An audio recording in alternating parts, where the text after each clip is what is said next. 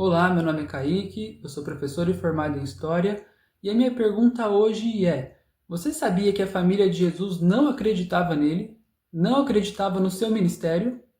Antes de apresentar para vocês alguns textos, ler aqui com vocês, eu vou fazer alguns comentários.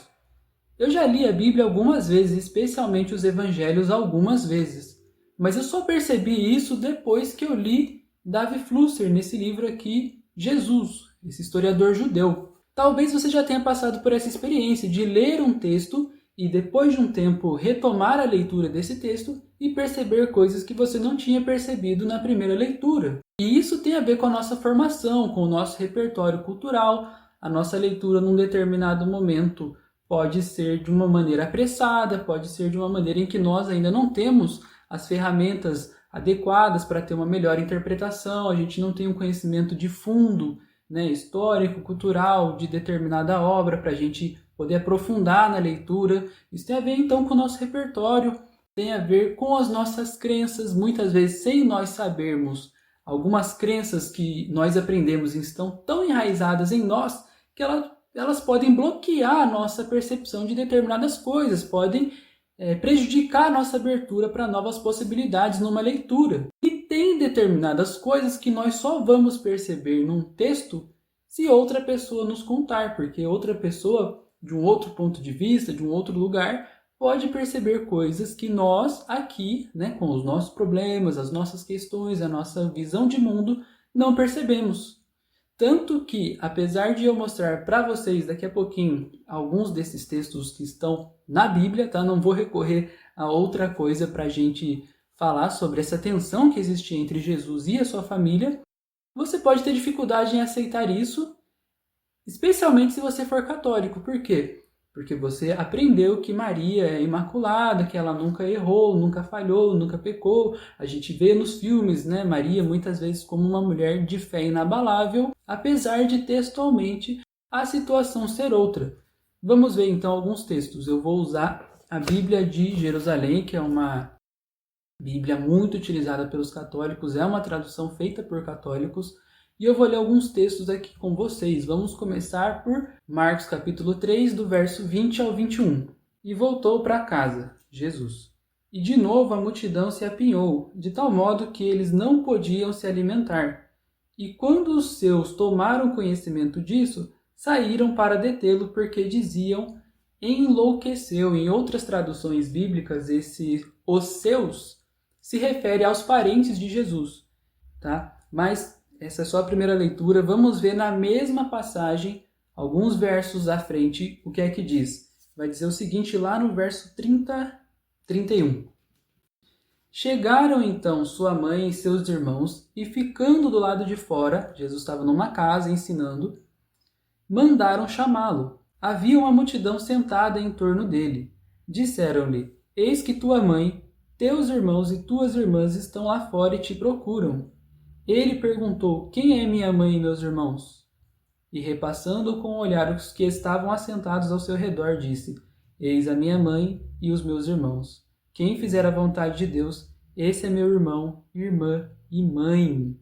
Então, Jesus pergunta, quem é minha mãe e quem são meus irmãos? Olha ao redor e vai dizer que aqueles ali é que eram a família dele, aqueles que o seguiam. E caso ainda não tenha ficado muito claro esse conflito, vamos para mais um texto que vai deixar isso explícito. No mesmo evangelho de Marcos, normalmente Marcos é o evangelho mais cru, faz algumas afirmações fortíssimas. Vamos ver o capítulo 6. Capítulo 6, do verso 1 ao verso 4, vai dizer o seguinte.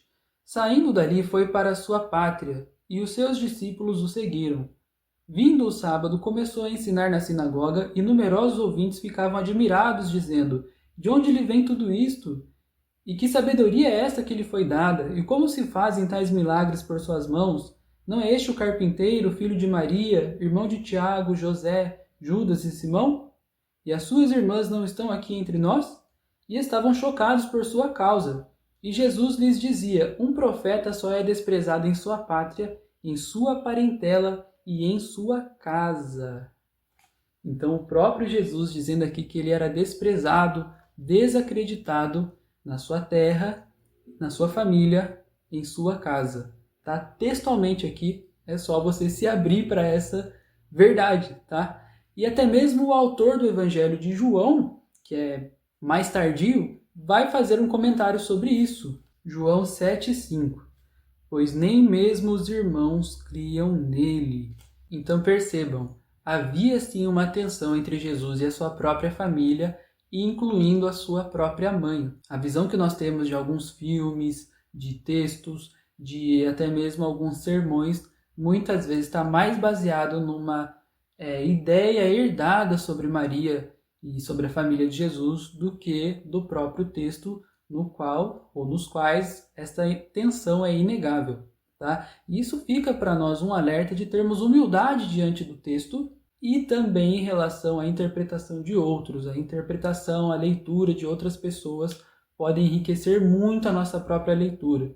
Está no texto, mas muitas vezes a gente não percebe determinadas coisas por nossos preconceitos, não que seja por uma negação intencional, consciente, muitas vezes é inconsciente mesmo, a gente não consegue perceber determinadas coisas enquanto o óbvio não nos for mostrado. Fica a lição que eu aprendi com o professor lá na faculdade, o professor Rafael, que é o quê? Diga o óbvio, porque o que é óbvio para você pode não ser óbvio e normalmente não é óbvio para todos, tá? O óbvio precisa ser afirmado, precisa ser realmente explicitado, porque muita gente não percebe determinadas coisas, certo?